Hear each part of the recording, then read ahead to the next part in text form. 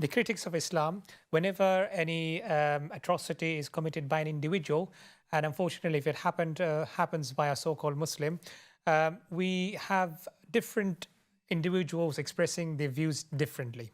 Now, what impact does this have on our society, especially if someone is not intellectually active to the words his sentences correctly, just to make sure that it's easily understandable by others.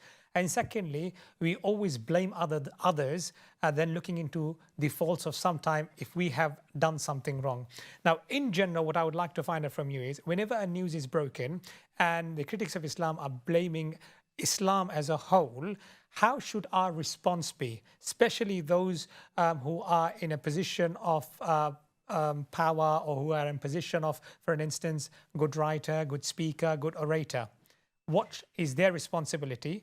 And also, if you can advise people who are not capable of expressing their words correctly in a right fashion, and maybe high chances are they could be misunderstood, what would you advise me? Okay, yani, these are very sensitive issues.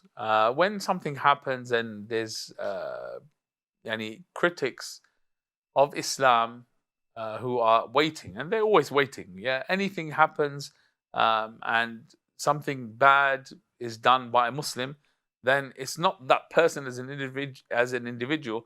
Rather, the attack turns to Islam as a whole. Now, this is unacceptable, and we should never feel the necessity, or feel that it's necessary to have to apologize for an individual doing whatever he wants to do as an individual.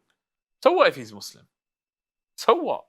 Okay, there are many Christians who do weird things and atrocities, and many people from any other religion, Correct. for that matter. Yeah, Or even people of no faith. yeah, people of no faith. People are people. Okay, whether they're Muslim, Hindu, Buddhist, Jew, Christian, whatever, people are people. People do what they want to do. And mental health issues affect all people. Okay, someone does something, they're acting as an individual. So they can end up doing whatever. Now, if it's a Muslim, it doesn't mean that I'm responsible for what he did. I'm not. That was his choice. He made his choice. He had his own way of thinking. Okay, Islam has certain guidelines and rules. And all of the guidelines and rules of Islam are pure justice. There is always care for humanity. In fact, there is no one who regards the sanctity of life at a higher level than Islam, or a Muslim who understands Islam. Now, when you see that, and then you see the attacks on Islam, you know this is yani, people who are taking the opportunity to criticize and antagonize Muslims. So we need to understand that reality, and this is what we're facing, because now the biggest bogeyman in the world is the Muslim. Okay, it used to be the black person many years ago.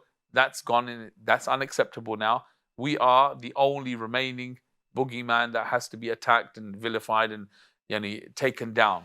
And if I could add there, if any other individual from other faith or no faith does anything, his whole community is not blamed, his whole ethnicity is not blamed, or even if he follows or she follows a religion, or even not a religion, that's not blamed. But when it comes to Muslim, unfortunately, we see the whole community is blamed, or the whole religion is blamed.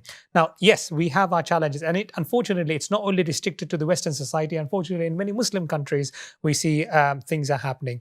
Now, what would your advice be, especially to these individuals, first of all, that who do not know how to articulate their words and just write whatever comes into their mind or say, and then makes the whole community as if like we are promoting something that is against not only the country that we live in, but also against Islam?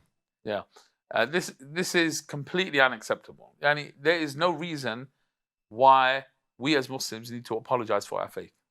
Never. Our faith is what defines us as the greatest human beings who will tread this earth. That's what Islam is.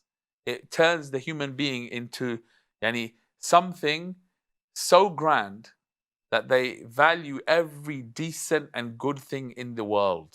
Okay, that's what Islam does to a person. Now, if a person wants to apologize for their faith, that means really they don't have conviction in their faith. That's not a Muslim. Okay, that's not a Muslim who's proud of their faith. Now, when we are attacked like this, we need to not go into a defensive mode like that, but rather we need to show the beauty of Islam. Not everyone can do that. So each person does it in their sphere of influence, to their capacity, to their ability. When we start stepping into realms that we're not qualified to step into, or we've not had the experience, then obviously we're going to fall. So dealing with the media is very difficult, yeah, even for the best of orators. So you find those people who come on the media and who are regular in coming on the media, they've gained that experience to some degree, and they probably had training as well. So speaking publicly on the media requires training. Like everything else in life, to get the training if you're going to have to do that. And not everyone has to. Now, the problem is that now with social media, everyone writes about everything, everyone says Correct. everything. And unfortunately, these things have been picked up and magnified. Yeah, and whenever there's holes to be picked, those critics are waiting for those opportunities. So they'll use it. So we as a community need to take it upon ourselves to say, you know what? We are proud of our faith. Our faith only has pure justice. Everything good is in our faith. And there's no need for us to apologize for our faith if someone goes and does whatever they want to do. Nothing to do with us. So we should have that kind of approach, and that will fix a lot of the problems that we have.